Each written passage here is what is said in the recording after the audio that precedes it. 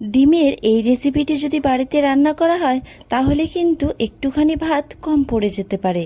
তাই আগের থেকে চেষ্টা করবেন ভাত কিন্তু একটুখানি বেশি রান্না করার। হ্যালো বন্ধুরা, আমি অর্পিতা, আমার চ্যানেল ড্রিম কিচেনে সবাইকে স্বাগত জানাই। প্রথমেই আমার লাগবে ডিম। তো এখানে আমি বেশ কয়েকটা ডিম নিয়ে নিয়েছি। এবার আমি এগুলোকে ভালো করে পেঁয়াজ লঙ্কার সাথে মাখিয়ে নেব। তো এখানে আমি কুচো করে পেঁয়াজ নিয়ে নিয়েছি আর সাথে একটুখানি লবণ দিয়ে দিলাম। এরপর আমি এর মধ্যে 4টের মতো ডিম ফাটিয়ে দিচ্ছি। তারপর ডিমটার সাথে পেঁয়াজ লঙ্কাটাকে খুব ভালো করে মিক্সচার করে নেব। এখানে আর কোনো রকমের কোনো কিছু দিতে হবে না। পেঁয়াজ লঙ্কাগুলোর সাথে লবণ দিয়েছি। এবার ডিমগুলোকে ভালো করে আমি একটা চামচের সাহায্যে মিশিয়ে নিচ্ছি। ডিমটা আমার খুব ভালো করে মেশানো হয়ে গেছে। এবার এগুলোকে ভেজে নেওয়ার পালা। সেজন্য আমি একটা এরকম সাজ বসিয়ে দিয়েছি। এবার এর মধ্যে আমি একটু একটু করে ডিম দিয়ে ভেজে নেব।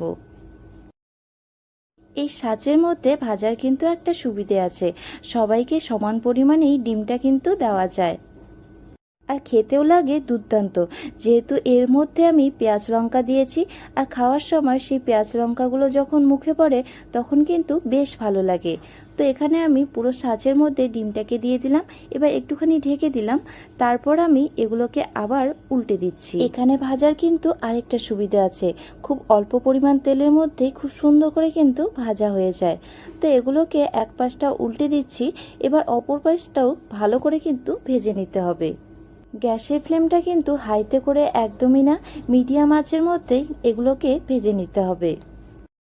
সবগুলো ডিম আমার ভাজা হয়ে গেছে। এবার এগুলোকে আমি তুলে নিচ্ছি। আর দেখে মনে হচ্ছে না এক একটা যেন ডিমের কুসুম। আরও কিছুটা পরিমাণ ডিম রয়ে গেছে, তো সেগুলোকেও আমি একই রকমভাবেই কড়াইয়ের মধ্যে দিয়ে দিচ্ছি আর একই রকমভাবেই ভেজে তুলে নেব। ডিমগুলো আমার খুব ভালো করে ভাজা হয়ে গেছে। এবারে ঝোলটা করে নেওয়া যাক। তো ঝোলের জন্য যা যা উপকরণ দরকার সব কিছুই আমি একদম রেডি করে নিয়েছি। এবার ঝটফট করে ঝোলটা করে নেওয়া যাক। তেলটা আমার খুব ভালো করে গরম হয়ে গেছে আর এর মধ্যে আমি কুচো করে রাখা পেঁয়াজ সাথে কুচো করে রাখা লঙ্কাটাকে দিয়ে দিলাম।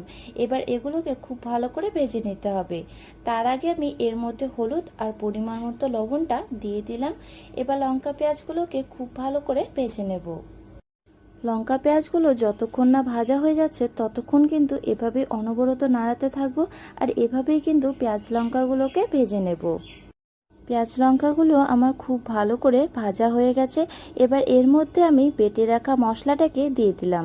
মশলার মধ্যে দিলাম জিরে বাটা আর একটুখানি আদা বাটা। এবার মশলাটাকে খুব ভালো করে কষিয়ে নিতে হবে। যতক্ষণ না মশলার থেকে ভালো করে তেলটা ছেড়ে দিচ্ছে ততক্ষণ কিন্তু এভাবেই আমি কষিয়ে নেব। আর এখানে দেখুন মশলাটার থেকে কিন্তু তেলটা বেশ ভালোভাবেই ছেড়ে দিয়েছে। মশলাটা আমার খুব ভালো করে কষানো হয়ে গেছে। এবার এর মধ্যে আমি জল দিয়ে দিলাম। জলের পরিমাণটা একটুখানি কম দিলাম। এবার এর মধ্যে আমি বেটে রাখা সর্ষেটা দিয়ে দেব। যেহেতু আমি সর্ষেটার মধ্যে জল দিয়েছি তাই এখানে কিন্তু জলের পরিমাণটা কম দিলাম। তারপর আমি সর্ষেটাকে দিয়ে দিলাম। এবার জলটা আর সর্ষেটা খুব ভালো করে ফুটে আসুক। যারা মনে করেন সর্ষেটা তিতা লাগে তারা কিন্তু সর্ষেটাকে কখনোই ভাজবেন না, কারণ সর্ষে ভাজলে কিন্তু তিতা হয়ে যায়। তো এখানে খুব ভালো করে সর্ষেটা আর জলটা ফুটে এসেছে। এবার এর মধ্যে আমি ভেজে রাখা ডিমগুলোকে দিয়ে দিলাম। ডিমগুলোকে দেওয়ার পর এবার কিন্তু আরও কিছুক্ষণ ধরে ভালো করে আমি ফুটিয়ে নেব। ডিমটার ভেতরে যতক্ষণ না মশলাগুলো সব ঢুকে যাচ্ছে ততক্ষণ পর্যন্ত খুব ভালো করে আমি এভাবে ফুটিয়ে নেব।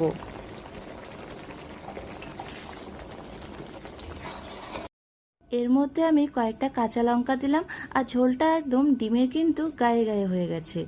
এবার এগুলোকে আমি তুলে নেব। আপনারাও কিন্তু এখানে ঝোলটা খুব বেশি করতে যাবেন না, ডিমের গায়ে গায়ে যেন গ্রেভিটা লেগে থাকে সেভাবে রান্না করবেন, তাহলে দেখবেন বেশ ভালো লাগবে খেতে।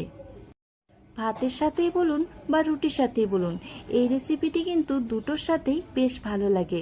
আজকের এই রেসিপিটি আপনাদের যদি ভালো লেগে থাকে তাহলে ভিডিওটি লাইক করে শেয়ার করে দেবেন।